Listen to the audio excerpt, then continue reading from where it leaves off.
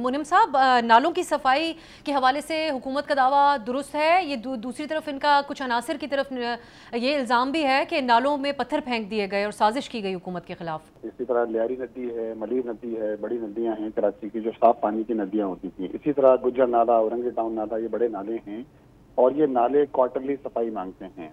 पिछले साल 41 billion rupees का बजट था, इसके लिए रखा गया था। इस साल 60 बिलियन रुपीस का बजट रखा गया था। लेकिन जब कल बारिश हुई और बारिश कराची में 75 mm से लेकर 150 mm तक या 155 mm तक बारिश हुई है। मुख्तलिफ इलाकों में मुख्तलिफ बारिश हुई है, लेकिन सबके बावजूद हुआ यह है कि सारे नाले ओवरफ्लो हुए हैं। नालों की सफाई के नाम पर आवाम को धोखा दिया जाता है। ये जो भारी भारी जो है वो रकम जो है मुख्तस की जाती है, ये रकम जो है वो नजर हो जाती है, करप्शन की नजर हो जाती है। मेरा तो सवाल ये है कि हुकूमत के पास कोई रिस्क रिडक्शन प्लान है, कोई खतरात को कम करने का प्लान है तो शेयर किया जाए लोगों से। इसी तरह कोई वल्नरेबल कैपेसिटी असेसमेंट है आपके पास जो BCA कहलाता है, जिसके नतीजे में पहले से आपके पास कोई प्लान मौजूद हो जिसको शेयर किया जाए। अब पता होता है आजकल की बारिशें होने वाली हैं।